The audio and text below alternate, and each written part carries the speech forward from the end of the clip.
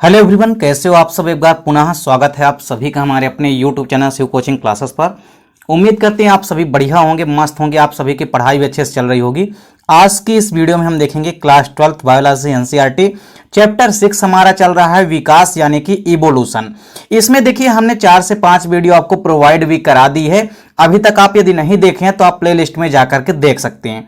आज की इस वीडियो में हम देखेंगे डार्विनावाद क्या है, यानी कि डार्विनिज्म या डार्विनावाद देखेंगे क्या है। डार्विन की यहाँ पे पूरी की पूरी ब्रीफ हिस्ट्री देखेंगे, यानी डार्विनवाद से संबंधित डार्विन का जो भी हिस्ट्री या इतिहास है उसको हम समझेंगे। साथ ही साथ डार्विन का जो प्राकृतिक वर्णवाद का सिद्धांत है उसको हम यहाँ पे पूरा का पूरा समझने वाले हैं। साथ ही साथ हम ये देखेंगे कि जो डार्विनवाद है ये किस किस पर आधारित है, यानी किन किन तथ्यों पर आधारित है। वो सभी तथ्यों को हम एक एक करके समझने वाले हैं। चलिए वीडियो को स्टार्ट करते हैं। सबसे पहले हम बात करते हैं डार्विनावाद में। सबसे पहले हम ब्रीफ हिस्ट्री यानी कि इतिहास देख लेते हैं थोड़ा सा डार्विन के बारे में। तो डार्विन की यदि हम बात करते हैं तो देखिए इनका पूरा नाम जो है चार्ल्स रॉबर्ट डार्विन था। चार्ल्स रॉबर्ट डार्विन जो थे ये एक जीव वैज्ञानिक थे। स्पेशली यदि हम बात करें, इन्होंने क्या किया कि जीवों के विकास के संबंधित कई सारे तथ्य प्रतिपादित किए। तो जीवों के विकास की जो विस्तृत व्याख्या है वो इन्होंने प्रस्तुत की। जैसे आपने लैमार्कवाद में देखा था कि लैमार्क का सिद्धांत भी कई सारे अलग अलग तथ्यों पर आधारित था। उसी प्रकार से डार्विनावाद में आप देखेंगे कि जो चार्ल्स डार्विन थे ये एक महान जीव वैज्ञानिक थे। साथ ही साथ इन्होंने क्या किया कि जीवों की विकास की विस्तृत व्याख्या इन्होंने प्रस्तुत की तथा सर्वप्रथम इन्होंने ये बतलाया कि मनुष्य तथा बंदर के पूर्वज एक ही थे। यानी मानव जो है होमोसेपियंस या स्पेशली मानव की यदि हम बात करते हैं और जो बंदर होते हैं इनकी जो पूर्वज होते हैं वो एक ही थे। तो ये सबसे पहले किसने बताया? ये चार्ल्स डार्विन ने ही सबसे पहले बताया कि बंदर और मानव दोनों के पूर्वज पहले एक ही थे। तो ये सबसे पहले बताया डार्विन ने। डार्विन की यदि हम बात करते हैं तो इन्होंने 1831 में कैम्ब्रिज विश्वविद्यालय से स्नातक की डिग्री प्राप्त की। इसके बाद वे महान वनस्पति शास्त्री, एक डॉक्टर साइंटिस्ट हैं, यानी आप इनका नाम समझ सकते हैं डॉक्टर हेंसले। ये स्पेशली जो है एक वनस्पति शास्त्री थे, यानी कि एक प्रकार के साइंटिस्ट थे ये बॉटनी यानी कि वनस्पति विज्ञान के। तो इनके संपर्क में आए, यानी 1931 में जैसे ही इन्होंने कैम्ब्रिज विश्वविद्यालय से स्नातक की डिग्री प्राप्त की उसके बाद ये वनस्पति शास्त्री डॉक्टर हेंसले के संपर्क में आए और ब्रिटिश सरकार की अनुमति में इन्होंने क्या किया कि हेंसले के साथ विश्व सर्वेक्षण जहाज यानी कि जो बीगल थी। कभी कभी आपके एग्जाम में अक्सर ये क्वेश्चन पूछा जाता है कि जो डार्विन की जहाज थी, डार्विन ने जिस पर बैठ के यात्रा की थी उस जहाज का नाम क्या था। तो आपको याद रखना है कि विश्व सर्वेक्षण जो जहाज थी जिस पर डार्विन जो है अपने साइंटिस्ट या वनस्पति शास्त्री जो थे, जो जिनका नाम था डॉक्टर हेंसले, इनके साथ उन्होंने जिस जहाज पे सर्वेक्षण किया उसका नाम क्या था? बीगल था। तो बीगल नामक जहाज पर इन्होंने क्या की? अपनी यात्रा प्रारंभ की। अब देखिए इन्होंने किसके संपर्क में आए? डॉक्टर हेंसले के संपर्क में आए। डॉक्टर हेंसले क्या थे? वनस्पति शास्त्री थे, यह भी आपको याद रखना है। तो डॉक्टर हेंसले के संपर्क में आए और जैसे ही ब्रिटिश सरकार की अनुमति मिली दोनों लोग यानी कि हेंसले और डार्विन ये दोनों एक ही विश्व सर्वेक्षण जहाज बीगल पर अपनी यात्रा के लिए प्रारंभ कर दिए। यानी बीगल नामक जहाज पर इन्होंने अपनी यात्रा प्रारंभ की और यहां इन्होंने यात्रा करते करते लगभग 5 वर्ष के बाद जाकर के 2 अक्टूबर 1836 को डार्विन जो है विश्व सर्वेक्षण जहाज के द्वारा वापस लौटे। यानी 1931 में ये क्या किए? सर्वेक्षण जहाज पर भ्रमण के लिए निकले और उसके बाद फिर वापस कब लौटे? 1836 में। यानी 1831 में ये घूमने के लिए, यात्रा के लिए भ्रमण पर निकले और फिर जाकर के वापस लौटे कब? 1836 में, यानी 1836 में। तो इन्होंने 5 साल की यात्रा की, 1831 से लेकर के 1836 के मध्य। तो 5 साल तक इन्होंने विश्व सर्वेक्षण जहाज में भ्रमण किया और इस दौरान उन्होंने यात्रा के दौरान अनेक प्रकार के जीव जंतुओं को देखा, अनेक जीव जंतुओं के जीवाश्मों को भी देखा एवं उनको एकत्रित भी किया। और इन्होंने क्या किया कि जो अपनी पूरी की पूरी यात्रा वृत्तांत थी उसको एक पुस्तक पर प्रकाशित भी किया और उस पुस्तक का नाम क्या है? एक प्रकृति विज्ञानी की समुद्र द्वारा विश्व की सैर। यह पुस्तक का नाम है डार्विन की, जिसको आपको याद रखना है। इसको आप ये याद रख सकते हैं कि डार्विन ने जितने भी जीवाश्म देखे या डार्विन ने जितने भी जीव जंतुओं को देखा उनका विस्तृत वर्णन उन्होंने जिस पुस्तक पे किया उसका नाम था एक प्रकृति वैज्ञानी द्वारा या एक प्रकृति विज्ञानी की समुद्र द्वारा विश्व की सैर। तो ये उनकी पुस्तक में इन्होंने अपना पूरा का पूरा यात्रा वृत्तांत जो कि विश्व सर्वेक्षण जहाज में उन्होंने घूमते समय 5 वर्षों में उन्होंने जो जीवाश्म या फॉसिल्स देखे, जिन जिन जीव जंतुओं को देखा उनके बारे में उन्होंने जो भी प्रकाशित किया वो किसके ऊपर प्रकाशित किया? तो इस पुस्तक के ऊपर उन्होंने प्रकाशित किया और इसकी व्याख्या करने के लिए उन्होंने एक नया सिद्धांत दिया और उसको अपने उस सिद्धांत को उन्होंने विश्व के सामने रखा और उस सिद्धांत को हम कहते हैं डार्विनावाद या डार्विनिज्म। तो आपको डार्विनावाद से संबंधित ये थोड़ी सी ब्रीफ हिस्ट्री यानी कि बेसिक इंफॉर्मेशन आपको याद रखनी है डार्विन के बारे में। तो डार्विन से संबंधित आपको दो इंपॉर्टेंट चीज याद रखनी है। सबसे पहले तो ये पुस्तक का नाम जिसमें उन्होंने संकलित किया अपनी पूरी की पूरी यात्रा वृत्तांत। साथ ही साथ आपको याद रखना है कि डार्विन ने कितने वर्षों की यात्रा की, डार्विन ने जिस विश्व सर्वेक्षण जहाज में भ्रमण किया उसका नाम क्या था। तो ये चंद क्वेश्चन आपको याद रखना है जो कि बेसिक टर्मिनोलॉजी से आपके एग्जाम में अक्सर पूछी जाती है। इसके बाद अब हम देखते हैं कि जो डार्विन का प्राकृतिक वर्णवाद है, यानी डार्विन ने जो भी अपना पूरा का पूरा सिद्धांत दिया उसे हम डार्विन का प्राकृतिक वर्णवाद का सिद्धांत कहते हैं या डार्विन का प्राकृतिक वर्णवाद। अब देखिए डार्विन का जो प्राकृतिक वर्णवाद है, देखिए डार्विन ने विकास से संबंधित जो भी मत प्रस्तुत किया उसी को हम कहते हैं डार्विनावाद या डार्विनिज्म कहते हैं इंग्लिश में, या उसे हम कहते हैं डार्विन का प्राकृतिक वर्णवाद। तो डार्विन आपसे अक्सर एग्जाम में क्वेश्चन पूछा जाता है कि प्राकृतिक वर्णवाद का सिद्धांत किसने दिया, तो हमेशा आपको याद रखना है कि डार्विन ने प्राकृतिक वर्णवाद का सिद्धांत दिया। इसके पहले आप लोगों ने लैमार्क के बारे में पढ़ा था। तो लैमार्क में आपने क्या देखा था कि लैमार्क का जो सिद्धांत था वो उपार्जित लक्षणों की वंशागति पर आधारित था। किस पर आधारित था? उपार्जित लक्षणों की वंशागति पर आधारित था, यानी अंगों के प्रयोग व अनुप्रयोग पर आधारित था। लेकिन डार्विन का जो सिद्धांत है वो प्राकृतिक पर आधारित है, प्राकृतिक वर्णवाद पर आधारित है।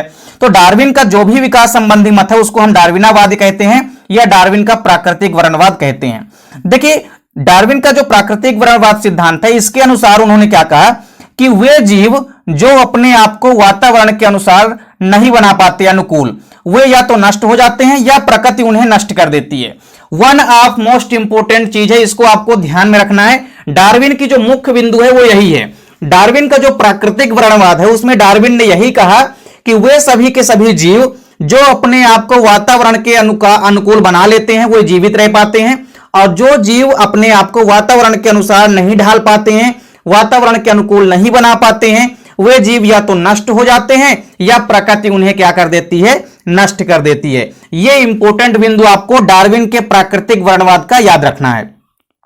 इसके बाद आपको समझना है कि अच्छे अनुकूलन करने वाले जीवों और अच्छे अनुकूलित होकर के नए जीवों को पैदा करते हैं। देखिए दूसरी बात उन्होंने डार्विन ने क्या कही कि यदि अच्छे अनुकूलन करने वाले कोई जीव हैं तो वही जीव अनुकूलित होकर के नए जीवों को भी पैदा करते हैं। देखिए यह भी इंटरेस्टिंग बात उन्होंने कही।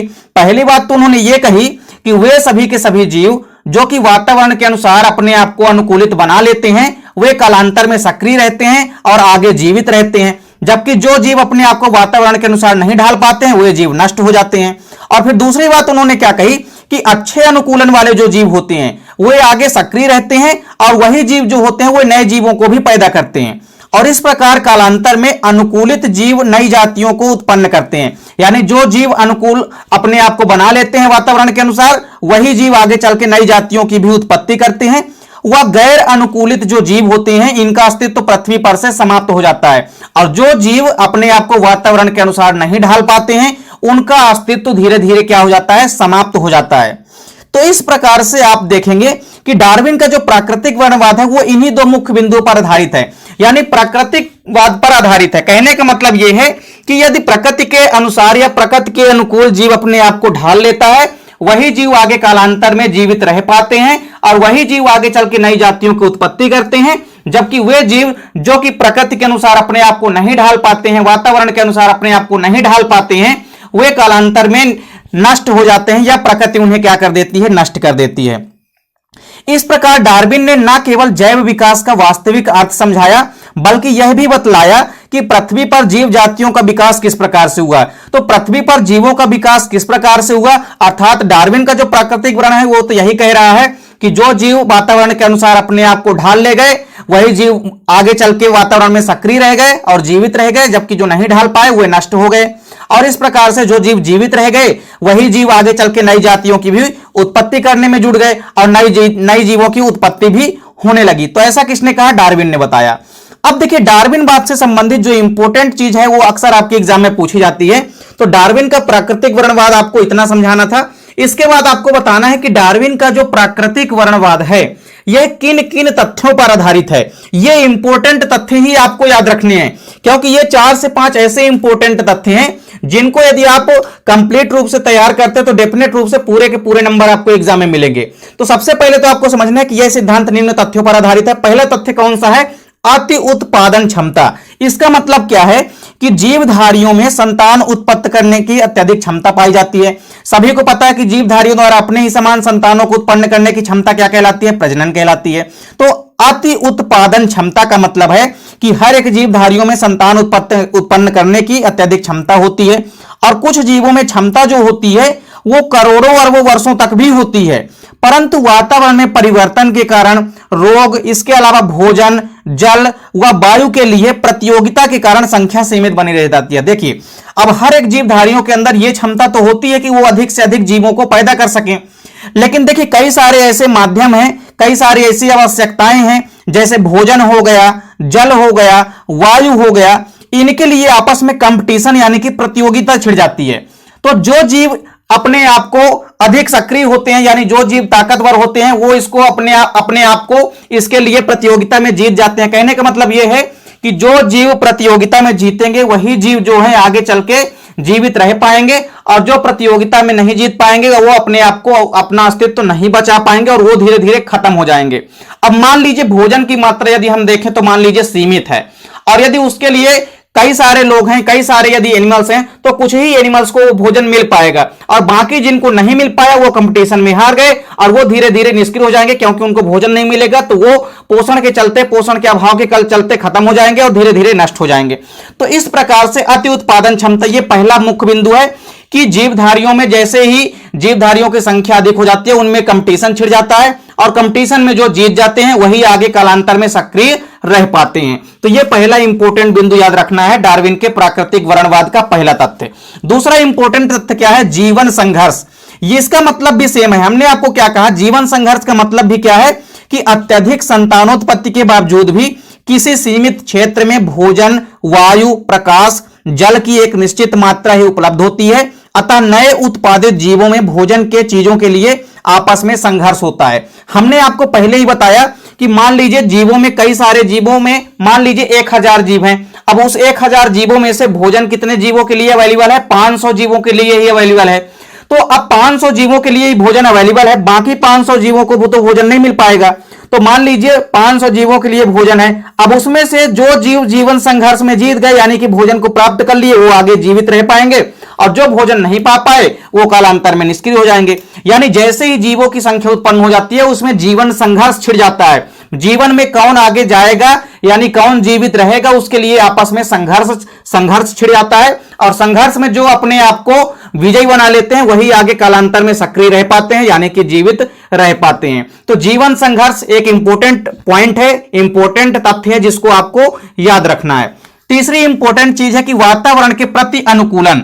वातावरण के प्रति अनुकूलन में आप देखेंगे कि वातावरण जो होता है वो निरंतर परिवर्तनशील होता है, तथा इस परिवर्तन के कारण क्या होता है? अनुकूल या अनुरूप जो जीव अपने आप को योग्य नहीं बना पाता है उसमें विकृतियां जन्म ले लेती है, और वह धीरे धीरे क्या हो जाता है? नष्ट हो जाता है। जबकि वे सभी जीव जो अपने आप को प्रकृति के अनुरूप बना लेते हैं वही आगे चल के जीवित रहते हैं। यानी वातावरण का प्रभाव, जो कि हमने आपको पहले ही कवर करा दिया है कि वातावरण के प्रति अनुकूलन, अर्थात वातावरण के अनुसार यदि कोई जीव अपने आप को ढाल लेता है तो वो आगे चल के कालांतर में जीवित रहेगा या सक्रिय रहेगा, और जो जीव वातावरण के अनुसार अपने आप को ढाल नहीं पाएंगे वो जीव कालांतर में निष्क्रिय हो जाएंगे अर्थात नष्ट हो जाएंगे। अब चौथा इंपॉर्टेंट चीज आपको याद रखना है, नई जातियों की उत्पत्ति। चौथा इंपॉर्टेंट तथ्य क्या है? नई जातियों की उत्पत्ति, यानी जो न्यू स्पीसीज होती है उसकी ओरिजिन कैसे होती है ये आपको समझना है। अब देखिए चौथी जो इंपॉर्टेंट चीज है वो है नई जातियों की उत्पत्ति। डार्विन के अनुसार देखिए वातावरण के प्रति अनुकूलन से पैदा हुई जो विभिन्नता होती है वो धीरे धीरे पीढ़ी दर पीढ़ी एकत्रित होती जाती है, जिससे कि एक जाति के जीव अपने पूर्वजों से भिन्न होते जाते हैं। कहने का मतलब यह है कि मान लीजिए संतानों की उत्पत्ति हुई, किसी भी प्रकार से जनकों से संतानों की उत्पत्ति हुई। अब ऐसा तो है नहीं कि जो संतान प्राप्त हुए हैं वो एकदम से अपने जनकों के समान होंगे, तो जो संतान उत्पन्न हुए हैं वो अपने जनकों से कुछ ना कुछ भिन्न होंगे। तो भिन्नता उत्पन्न होती है हर एक पीढ़ी दर पीढ़ी, और भिन्नता उत्पन्न होने के कारण ये विभिन्नताएं इतनी ज्यादा मात्रा में बढ़ जाती हैं कि धीरे धीरे आपको कुछ समय के पश्चात एक नए प्रकार के जीव का यानी अलग प्रकार की जाति या स्पीसीज का निर्माण होते हुए आपको नजर आने लगता है। तो नई जातियों की उत्पत्ति का मतलब है कि उसी जाति से आपको धीरे धीरे करके कालांतर में एक नई प्रकार की जाति जो है पैदा होने लगती है, यानी कि उत्पन्न होने लगती है। तो डार्विनवाद से संबंधित यहां पे 4 इंपॉर्टेंट तथ्य हैं। पहला तथ्य था, आपने देखा कि अति उत्पादन क्षमता, यानी किसी भी जीव के अंदर उत्पादन की अत्यधिक क्षमता होती है। उसमें से जो जीव वातावरण में जीवन संघर्ष में सफल होते हैं वही आगे जीवित रह पाते हैं, और जो जीवन संघर्ष में सफल नहीं हो पाते हैं वे नष्ट हो जाते हैं।